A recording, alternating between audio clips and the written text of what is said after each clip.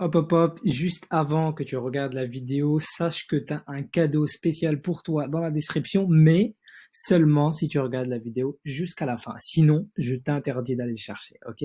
Allez, c'est parti. Aujourd'hui, on va voir 1, 2, 3, 4, 5, 6, 7, 8, 9, 10 leviers marketing. Et quand je dis marketing, c'est pas seulement, je dirais, de la persuasion, c'est aussi, je dirais, du targeting, de la communication, comme ça. Donc, c'est 10 leviers marketing que Trump a utilisés et qu'en fait, vous pouvez aussi utiliser peu importe ce que vous vendez. Okay, mais je vais donner les 10 principaux d'après moi. Okay. Alors, secret numéro 1, ça va être le à qui on parle. Ce que j'adore, c'est, on l'a un peu vu dans les premiers épisodes des RX, ceux qui font du piloting avec moi, on l'a vu et revu, c'est, putain, quand vous faites un message marketing, une fois que ce soit pour un pot de yaourt, une bricole chinoise en dropshipping ou un programme politique, il faut vous demander à qui vous vendez votre merde.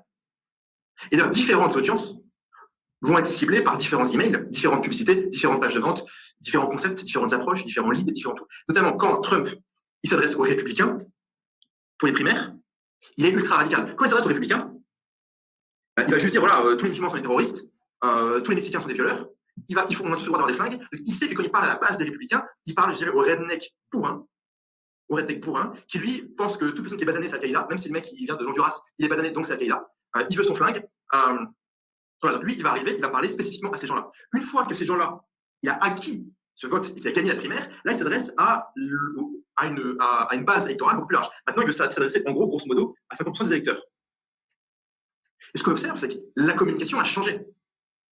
C'est que Trump, qui veut séduire les républicains, qui est hardcore, quand il s'adresse au reste de la population, il reste bourrin, mais c'est beaucoup moins violent, c'est moins violent. Il va arrêter de traiter, je dirais, tous les Mexicains de violeurs, par exemple. Il n'y a rien des latinos, des latinos, il a fait beaucoup. L'autre truc spécifique là-dedans, c'est aussi bien au stade 1 qu'au stade 2, ils vont faire du ciblage, notamment vers une boîte qui s'appelle Cambridge Analytica.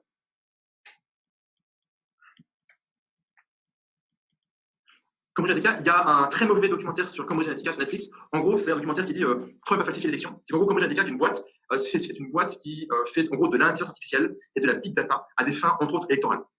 C'est assez marrant. Et en gros, Netflix a fait une enquête pour expliquer comment Cambridge Analytica a piraté Facebook. Pour connaître les opinions politiques des gens, pour cibler notamment tous les quiz sur Facebook, genre quel personnage de série es-tu, toutes ces conneries-là. En fait, Cambridge Analytica a rené sur Facebook des faux quiz comme ça, qui ont piraté les données des gens, mais en piratant les données des gens, ça a aussi piraté les données des amis de ces gens-là. Et du coup, ils ont pu cartographier des centaines de millions d'Américains, comprendre leurs spécificités et mettre le bon message de la bonne personne. Il y a celui qui est sensible à l'écologie, il y a celui qui est sensible au flingue, il y a celui qui est sensible à la pauvreté, il y a celui qui est sensible à la Chine, il y a celui qui est sensible à la frontière. En fait, ils ont pu cibler très précisément les différentes personnes en fonction de leur sensibilité. Et c'était beaucoup plus smart que ça. Ils sont allés cibler les bonnes personnes dans les bons États. Ils sont allés cibler tous les États du Texas. Texas, c'est la beauté de Trump, il n'y a pas de problème. On va prendre des États qui sont des swing states, des États qui sont aussi bien voter démocrates que voter républicain. Dans ces swing states, on va cibler des indécis. Et une fois qu'on a ciblé les indécis, on va mettre devant le bon indécis la bonne publicité. Et je pense que ça nous rappelle un principe fondamental du marketing, c'est what's in it for me. Quand on fait une publicité, quand on vend un truc, quand ça arrive devant le gars, il faut pouvoir poser la question what's in it for me. Qu'est-ce qu'il y a pour moi concrètement? Au lieu de projeter ce que vous voulez vendre, projetez votre message. Identifier les segments de clientèle et donnez-leur les trucs qu'ils veulent en leur parlant spécifiquement à eux. Et en gros, peu importe ce que vous vendez, vous avez plusieurs groupes de clients. C'est con, mais imaginons que vous vendez un produit qui sont aussi bien aux hommes qu'aux femmes. Est-ce que vous n'êtes pas aux hommes la manière que vous n'êtes pas aux femmes? Imaginez maintenant que vous vendez un produit sur comment gagner de l'argent en ligne. Okay, quand vous vendez un produit sur comment gagner de l'argent en ligne et vous adressez à un homme. L'homme de moins de 30 ans, il veut gagner de l'argent pour niquer des gonzesses. L'homme de plus de 30 ans, il veut gagner de l'argent pour protéger son avenir, sa famille, etc. C'est pas le même message. C'est pas le même message. Donc, en permanence, il y a une question de segmentation. Segmentation. On va identifier et on va segmenter. L'autre chose qu'on peut faire de la manière, c'est qu'on fait des tests. Notamment, build the wall, drain the swamp, c'est genre assécher le marécage. Toutes ces conneries-là, ils font quoi? Trump, il lâche une connerie en discours, il regarde l'applausomètre, et c'est pas une blague, ils vont vraiment regarder le volume de réaction sonore au truc. Après, ils vont analyser les analytics, je dirais, de tweets. Est-ce que quand on met tel mot, les gens retweetent ou pas? Est-ce que quand on met, est-ce que les gens d'eux-mêmes, ils vont tweeter et retweeter certains sujets avec certains mots-clés? On va analyser cette data. Et c'est cette data qui va nous dire c'est quoi les meilleurs slogans. Donc là, on aura les slogans, les thèmes, les idées, et même aussi, pardon, ça peut y être les ennemis. C'est le marché qui nous donne ça. Secret numéro 2, qui est un classique. J'espère que tu as kiffé l'intro.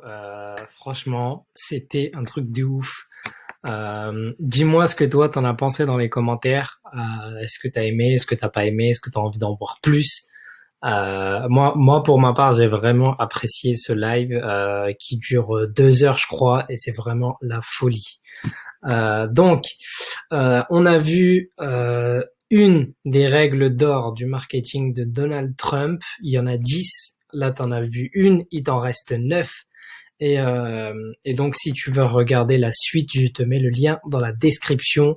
C'est un programme qui coûte vraiment pas très cher et où tu vas apprendre vraiment plein de trucs avec Tukan Barra, donc la personne que tu as vue dans l'introduction. Et en fait, il va t'expliquer les différentes règles du marketing de Donald Trump. Il va t'expliquer aussi plein de choses en rapport avec le marketing, la vente, tripler ses conversions. Moi, je te dis, ça vaut le coup d'œil. Donc, vas-y, c'est parti. On se retrouve de l'autre côté. En tout cas, moi, j'ai apprécié faire cette vidéo. Donc, toi, si tu veux, je t'ai mis un cadeau dans la description. À toi de voir si tu veux aller chercher ou pas. En tout cas, c'est 100% gratuit. Et moi, je te dis à plus pour la prochaine vidéo.